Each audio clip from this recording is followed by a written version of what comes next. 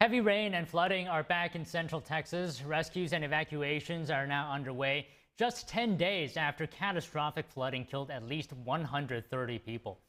Footage shows first responders rescuing a stranded driver near Waco, Texas on Sunday. The man was eventually pulled to safety by boat. In Kerr County, the Guadalupe River is overflowing again. Heavy rains forced a temporary halt to a week-long search for victims. The efforts are expected to continue today. Footage also shows flooding in the Lampasas, central Texas. More than 160 people remain unaccounted for after the July 4th floods. Here are the details on the disaster in Texas. Rescue operations picked back up over the weekend as water rose in central Texas. The Texas game wardens posted that multiple people have already been rescued, urging the community to be weather aware.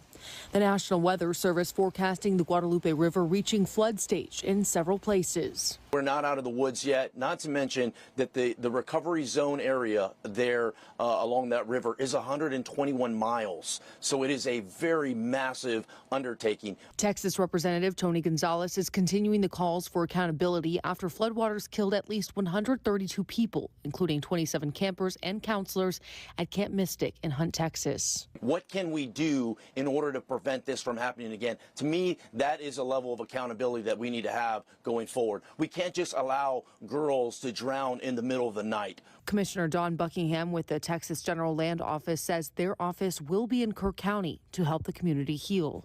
I know that the people on the fence, the pictures there, that they would want us to rebuild in their memory, and we are going to do that. Thousands of volunteers like Michael Geyer are working tirelessly to help the families of at least 150 missing people find closure. Even if it means like just finding the remains, that's more than enough for me to kind of just give satisfaction that I did a job well done.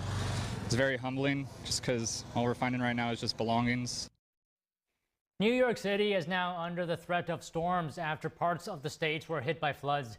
The National Weather Service has issued a flood watch for parts of the city until tomorrow. Forecasters warn excessive runoff could lead to flooding in low-lying areas, streets, streams, and other potential flood zones. New Yorkers have been urged to monitor weather alerts and to be prepared to take action if flooding occurs. This comes as roads and underpasses in central and southwest New York were overwhelmed by heavy rains over the weekend. The National Weather Service says some areas saw as much as 4 inches of rainfall. The Weather Service warns never to drive around barriers blocking a flooded road, as the road may have collapsed under the water. It also says just 6 inches of rushing water can knock over an adult, and 12 inches can sweep away most cars. Here in New York City, a separate heat advisory is also in effect from 10 a.m. to 8 p.m. tomorrow, with the heat index expected to exceed 100 degrees. New York City Emergency Management is opening cooling centers across the 5 boroughs and urging residents, especially older adults and those with health conditions, to seek relief in air-conditioned spaces. 9 people died and at least 30 were injured yesterday after a fire broke out at an assisted living center in Massachusetts. Fall River Fire Chief Jeffrey